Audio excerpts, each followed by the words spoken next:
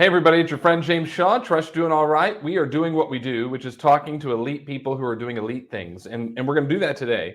You know, we always talk all the time about how to find listings and how to work with buyers and strategies for open house, all sorts of stuff. We don't always spend time on really teaching you how to be purposeful and growing the database too. You know, we want to do business with people we know and like and trust, and yet we're always looking to add people. And what are some strategies to do that? Well, Keith is going to share some with us today. Keith, how you doing? Great, James. Thanks for having me. Oh, my pleasure. Thanks for being here. Tell everybody who you are and where you are and a little bit about your business. Yeah, so my name is Keith O'Hare. I am a solo agent with a full-time director of operations, and I am out of the Raleigh-Durham area of North Carolina, so college basketball country between UNC Duke and NC State.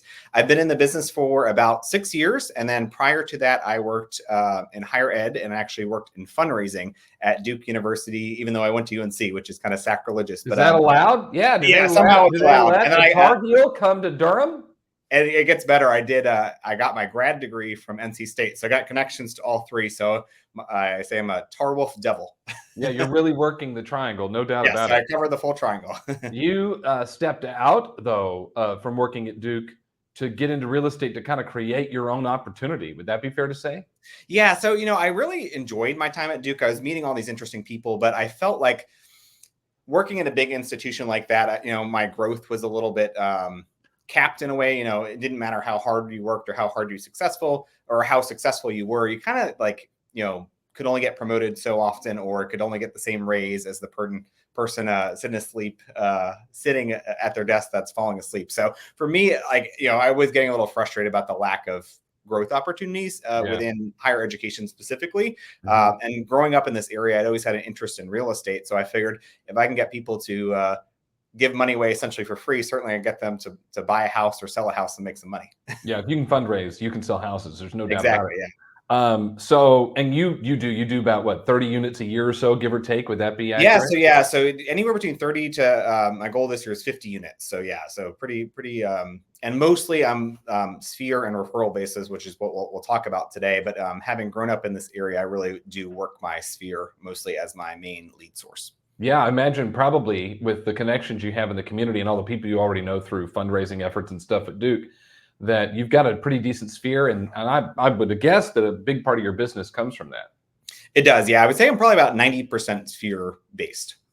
Yeah, you got to be happy with that. We'll take that all day. Yes. So, okay. So then you get into a play that you're staying in touch with them and you're adding value. So tell us, what is your database play? If I'm in your database, when am I going to hear from you? What are we going to talk about? What am I going to experience? Yeah, so if you're in my database, you are getting a monthly email newsletter. So we send that out once a month.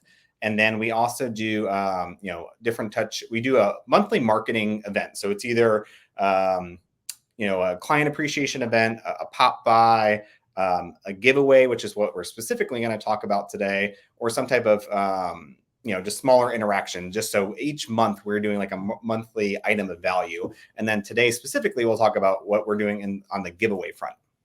Yeah, so lots of touches to the database, which are huge and really important. But then you've started to do a giveaway. I think the thing about giveaways, you correct me if I'm off base on this, but I think the thing about a giveaway, which is, someone can register on your website or call in, both of those work. You get to reconnect with people inside your database, but you get to add people to it too. You get to grow the database and meet more people. Would those be the benefits? Yeah, so it's a huge benefit. And I will say what we're going to talk about today is what, an iteration of failing forward. I had done giveaways in the past, but just not gotten the results that I wanted for it. I think the ideal giveaway, you're not only getting leads, but you're also adding new contacts into your database that you can then market to. So really, you can win on multiple fronts with a giveaway and collect lots of really good data. And it just even cleans up your existing database. So think about how many people, you might not have the correct email for, you're missing a phone number for. It's such an easier way to ask for that information by collecting that through a giveaway survey versus then just asking them straight up for, randomly for an email or a phone number. Yeah. What was the giveaway that didn't work that launched this redo? Yeah. So I had done just giveaways to like, I've done a spa, I've done different things that were exciting, but I just posted it on Facebook and said, hey, like tag a friend, or, let me, give a shout out to another mom for Mother's Day. And like, I think it built goodwill, but I didn't have any tangible data from it. And what actually spurred this giveaway that we'll talk about today is that it came from the Thanksgiving pie. So I know a lot of people in real estate do the pies and do it successfully. Because I'm so sphere-based and my sphere is all over the Raleigh-Durham market, I would spend the 3 days leading up to Thanksgiving with a trunk full of pies. I would put so many miles on my car. I absolutely hated it. So I talked with my maps coach, and we try to come up with, alternately, instead of doing the pie deliveries, what could we do instead that could really get good tangible data and lead to really good lead gen results. So we kind of reworked what we had done with giveaways and came up with what we'll talk about today. I'm glad you're not driving pies all over the triangle anymore. I think. Yeah, no, I felt like I was like Uber Eats for pies. Yeah, 100%. And the pie giveaway is great. There's nothing wrong with the pie giveaway. I joke about the 3 Ps of the fourth quarter, which is pumpkins, pies, and pictures. Correct. Which is totally fine. And the pie giveaway is totally great. But your time is not used by piling a bunch of Costco pies in your trunk and again, driving all over the triangle. If you're going to, and we've done calls on this, if you're going to do a pie giveaway, partner with a baker and say, well, I'm going to be there on Tuesday from 11 to 3 and have them come to you. But that's a totally different call, because now you're doing this, it's, like a register or a call in, and you're really getting really good data on the people in your database, and you're adding people. So let's unpack that. Let's unpack that. And first tell us about this most recent giveaway, or this really successful one, and then we'll walk through the steps on what you did.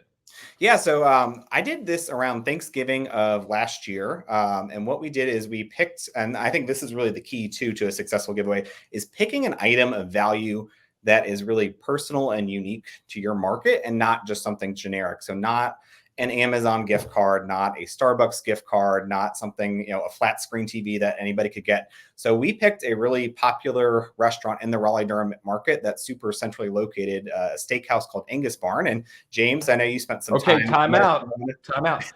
So I want people to understand, like, that's a big deal. This is a restaurant that everybody wants to go to, that everybody in the triangle knows. I lived there for a while. My daughter was born there. I was telling you, I actually never had a chance to go to the Angus Barn, but yet I would register to win a $250 gift card to go.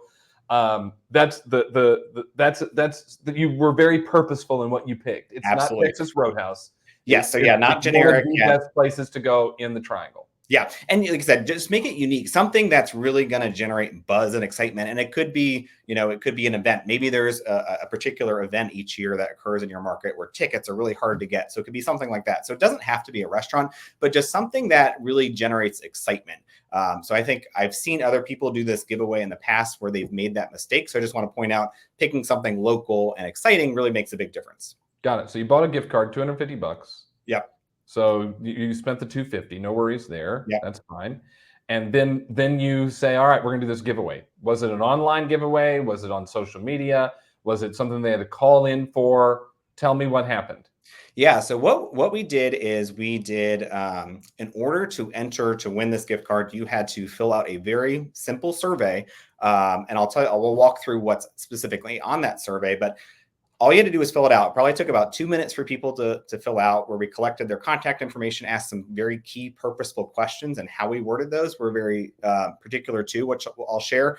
But what we did is, I sent an email to my database. We only kept this open a week. Email to the database, a reminder email a couple days before it closed, and then a couple social media posts. And then here's also a secret trick, is we sent a lot of direct messages or DMs via Facebook or Instagram, both myself and my director of operations.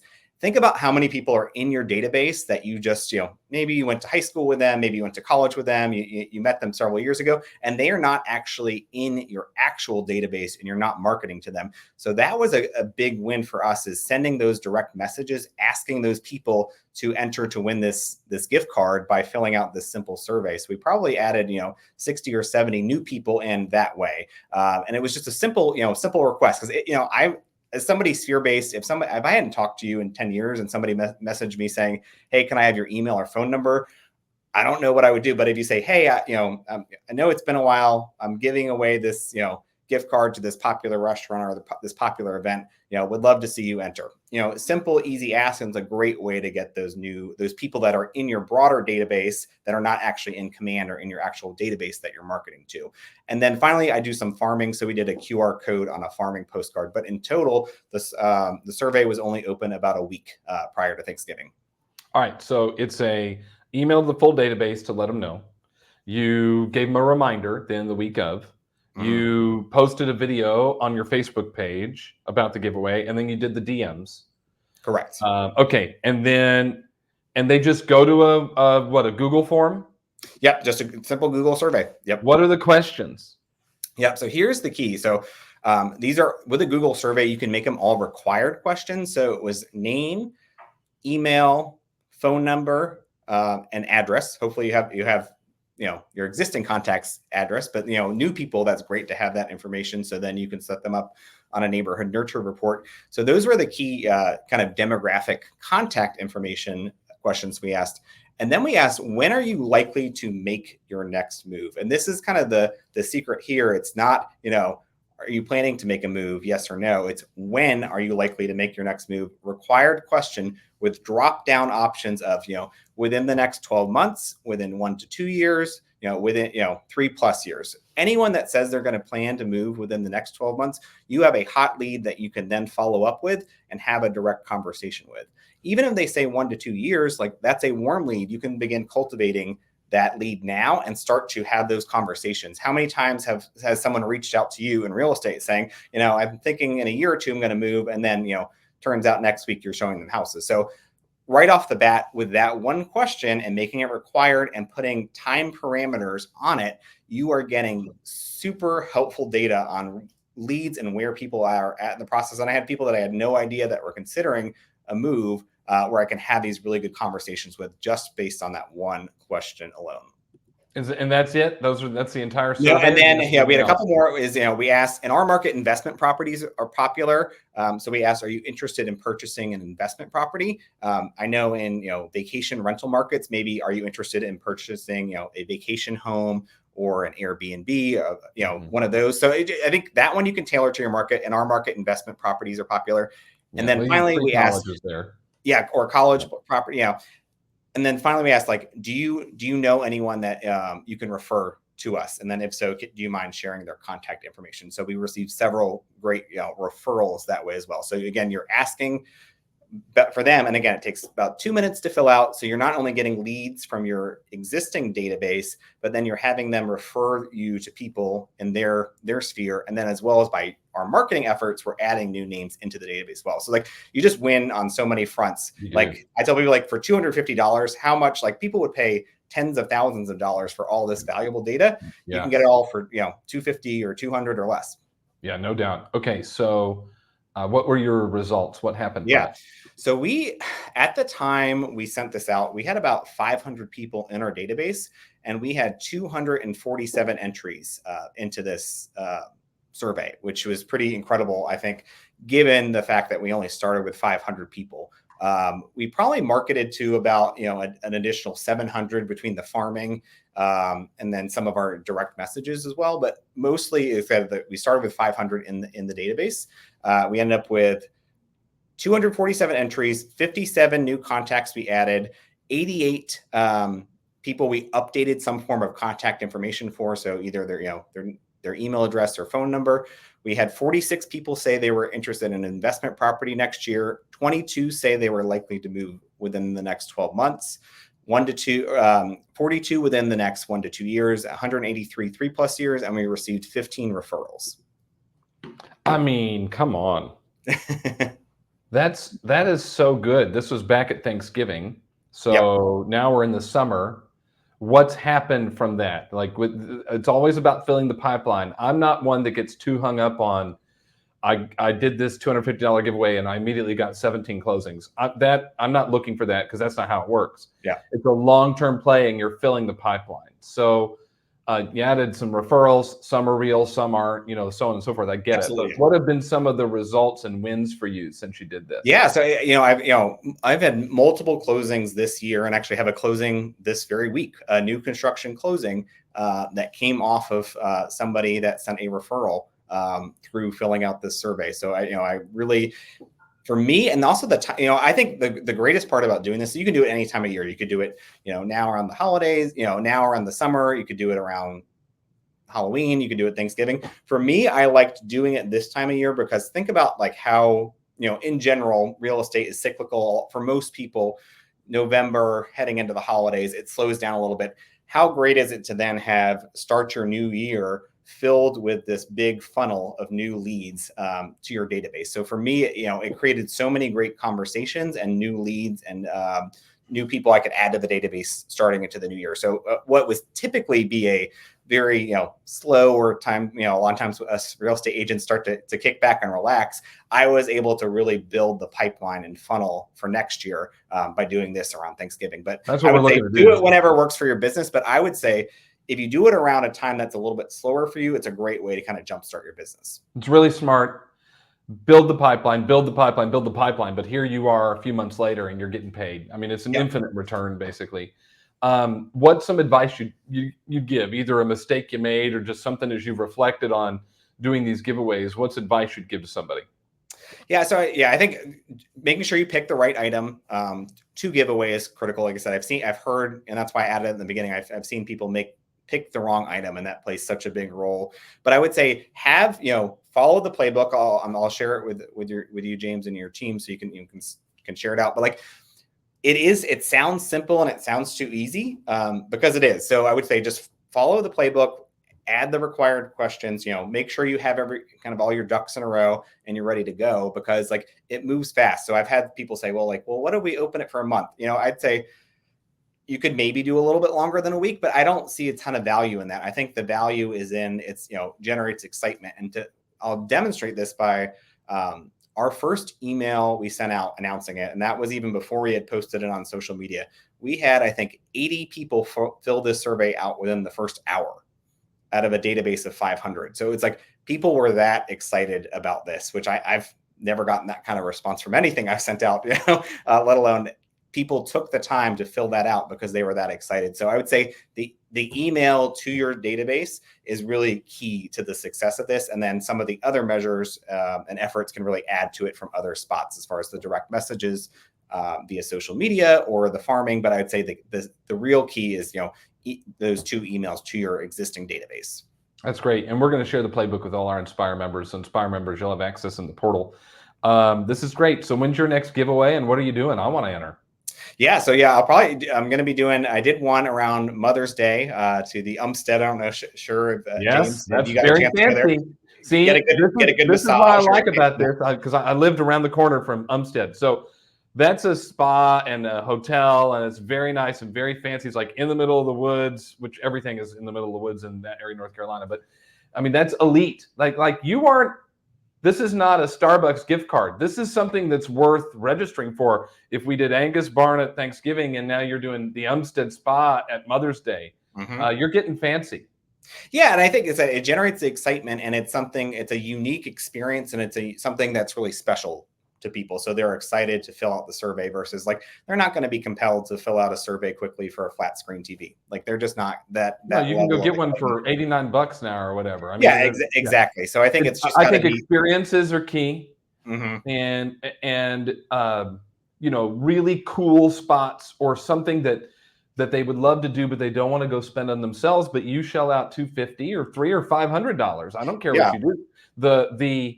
The return on the data that you get and the information you get, and then any referrals you get, like you have a closing, that's great.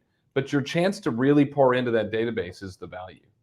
Yeah, I would argue it's probably like, one of the best, if not best, marketing things I've ever done. Think about how much we spend as real estate agents on marketing that, I've sent out farming postcards that it's taken me a whole year of farming a neighborhood of 500 to get, one listing versus like this, that instant, building of the database and then, warm leads and hot leads to then follow up with. It's just, to me, it's a no-brainer for such a minimal cost. It's genius. I did get excitable and interrupted you about Umstead, but so you might have a thought to finish, but that's what you did for Mother's Day. Yeah, we did that around Mother's Day. So yeah, I think that, it's just a neat spot, and they're known for good, have a nice hotel, but kind of it was a spa giveaway around Mother's Day. So I think tailoring it to, what your audience is No important. doubt. What are you doing for Thanksgiving this year? Have you decided? I think we're going to do the Angus barn again. So I think Yeah. that's the nice thing with real estate is like sometimes we try and, get so fancy and, everything has to be new and creative. But like for them, people are going to be excited about it again. I'm excited, once a year, I'm hoping this will be kind of an annual tradition we'll do around Thanksgiving and